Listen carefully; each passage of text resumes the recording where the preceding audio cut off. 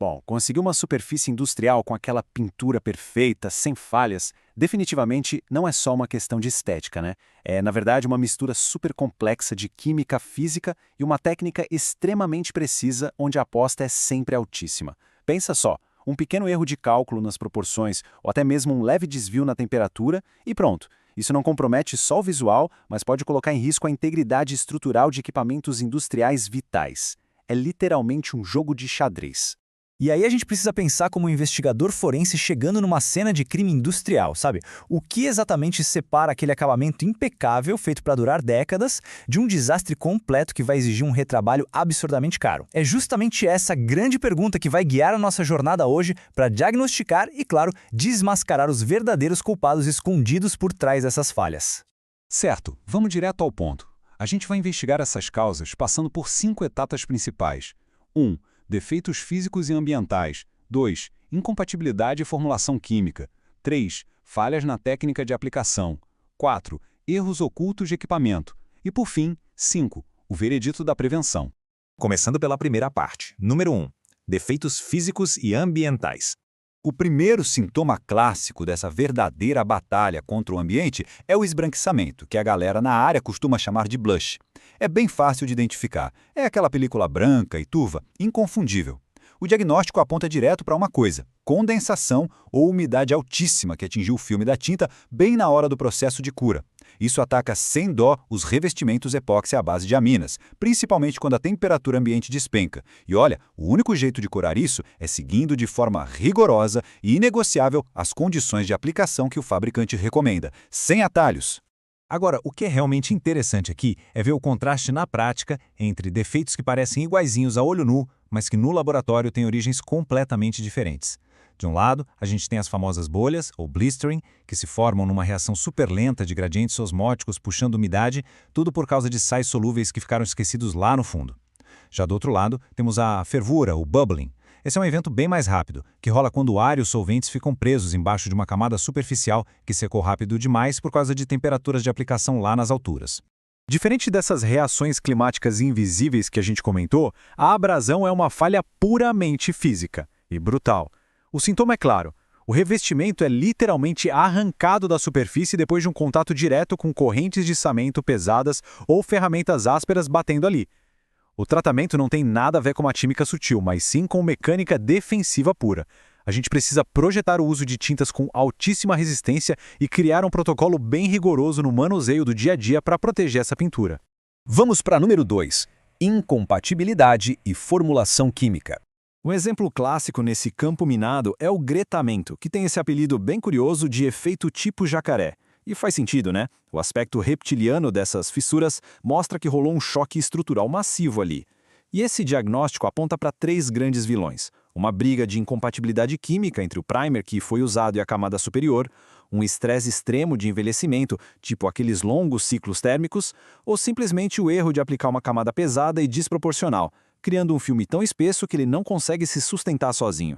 E o desastre químico aparece em várias outras formas de um jeito bem rápido. Uma falha de adesão está praticamente gritando que a preparação da superfície foi mal feita, que rolou uma condensação esquecida ou que o limite de tempo entre as demãos simplesmente estourou. Aí tem o sangramento, o famoso bleeding, que é o sinal vermelho de que o solvente agressivo da camada nova literalmente sugou e dissolveu o pigmento da tinta base. Um pesadelo.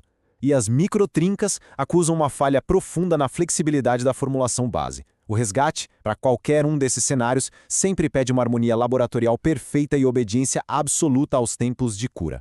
E agora, número 3. Falhas na técnica de aplicação.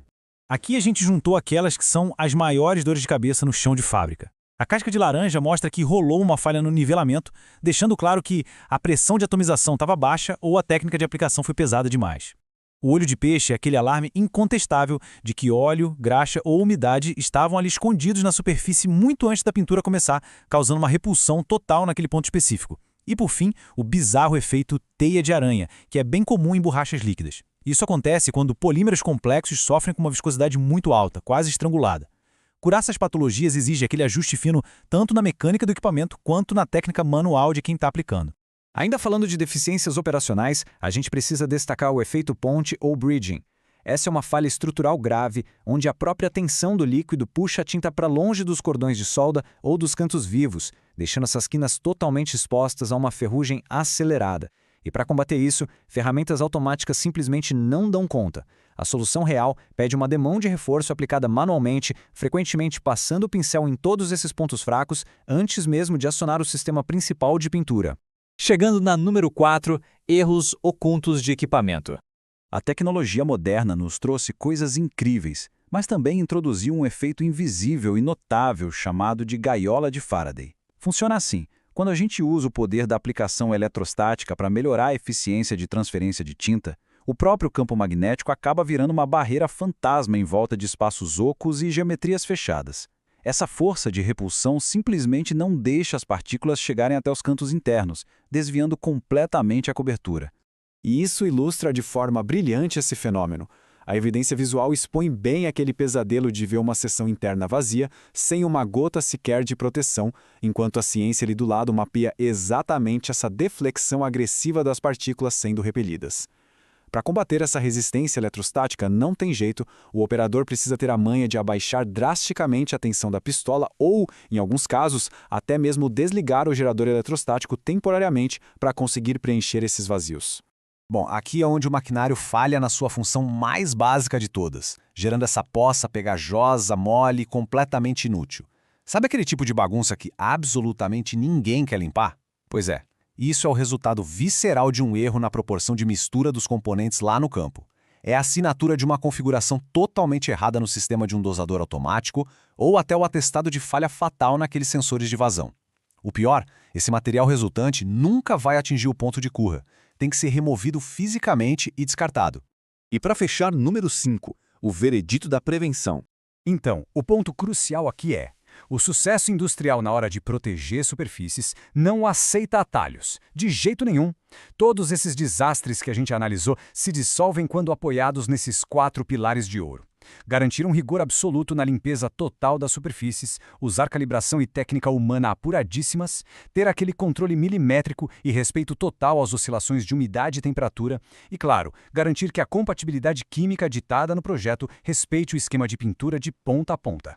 O verdadeiro controle de qualidade não é só olhar e inspecionar o produto no final da linha, e sim antecipar todos esses cenários da química e da física em tempo real. Então, fica aqui a provocação final para dar aquele impulso na nossa visão estratégica.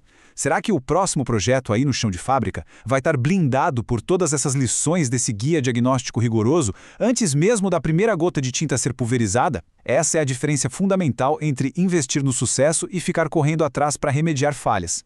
É uma ótima reflexão para a gente encerrar a nossa explanação de hoje. Até a próxima!